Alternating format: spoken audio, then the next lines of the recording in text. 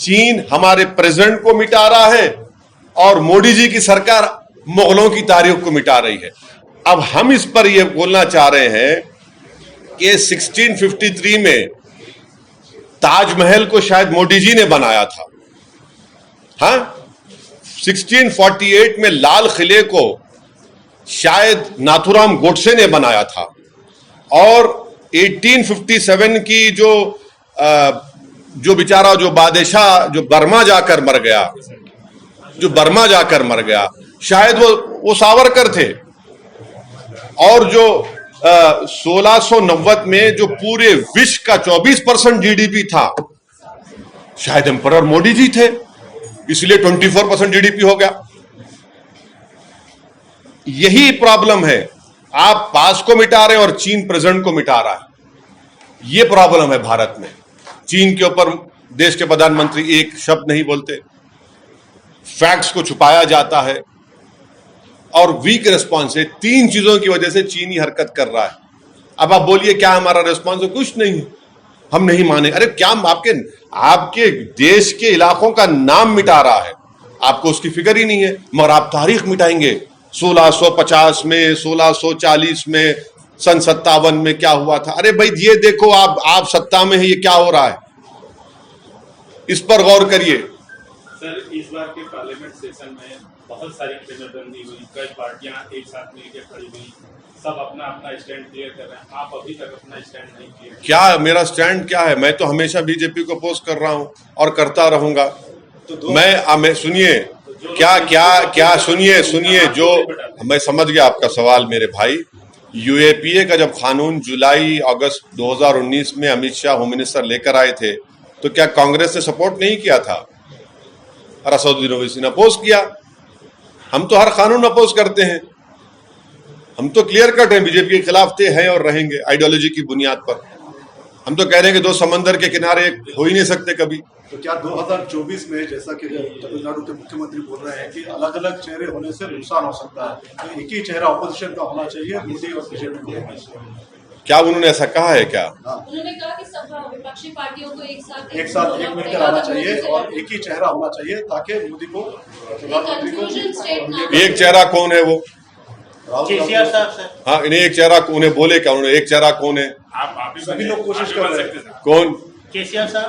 नहीं, एक चेहरा उन्होंने बोले क्या? एक चेहरा कौन है? हम क्या बोल रहे हैं? भारत में अगर 24 में नरेंद्र मोदी को हराना है, बीजेपी को नहीं, नरेंद्र मोदी को दोबारा सत्ता से आने से रोकना है। बीजेपी अब नहीं रहे, खाली नरेंद्र मोदी पार्टी हो गई। नरेंद्र मोदी को रोकना है तो 540 पर 540 चेहरे मिलकर मोदी को हराना चाहिए। मैं शुरू से कह रहा हूं ये स्ट्रेटेजी कामयाब हो सकती है। अगर आप ये चेहरों को लेकर जाएंगे तो फिर बीजेपी को फायदा हो जाएगा। 540 में बहुत सारे तो वही लोग के हैं ना सर।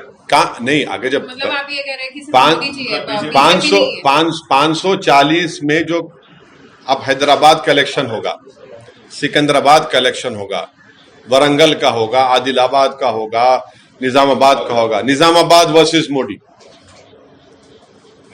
सुनिए, हाँ, अभी देख लो क्या होता। देखो, अभी देख लो, महबूब नगर वर्सेस मोदी, किशनगंज वर्सेस मोदी। हाँ, ये होना चाहिए। अगर आप ऐसे चेहरों को लाएंगे तो फायदा नहीं होने वाला है। खैर, वो लोग बड़े लोग हैं भाई, हम क्या बोल सकते हैं। हम तो ट्विंकल ट्विंकल लिटिल स्टार हैं।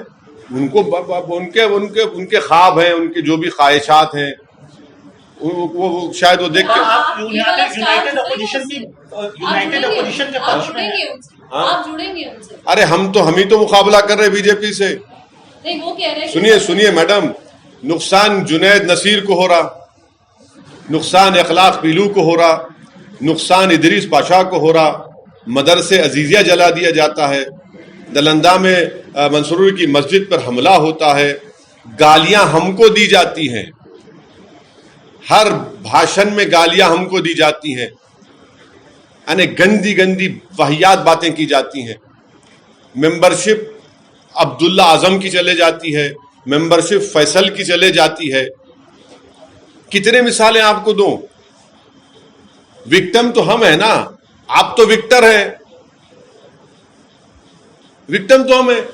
सर आपका कहना है कि यूनाइटेड अपोजिशन हो लेकिन कोई चेहरा ना हो, ये आप कहना चाहते हैं? ये मेरा मानना ये है कि भारत के जो लोकसभा के चुनाव होंगे, हर लोकसभा सीट पर बीजेपी से मुकाबला करने की जरूरत है, और वैसा होगा तो तभी तो कुछ होगा। तो क्या आप उनके साथ मिलेंगे सर, ये सवाल है। उनसे पूछिए मेरे से मिलना चाहते क्या।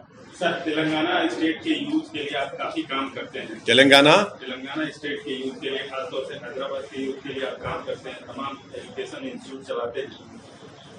यहाँ के यूथ को लगातार कई परेशानियां सामना करना पड़ रहा है। टीएसपीएससी का इशू आया, पेपर लीक इशू, कल विकाराबाद में एसएससी का पेपर लीक हुआ, आज फिर वारंगल और तमाम जगहों से पेपर लीक का इशू आ रहा है। आप यहाँ की हुकूमत से क्या मांग करते हैं? नहीं, अब तो जो कल जो लीक हुआ उस पे तो बोल रहे कि उसका कोई इम्पैक्ट नहीं होगा।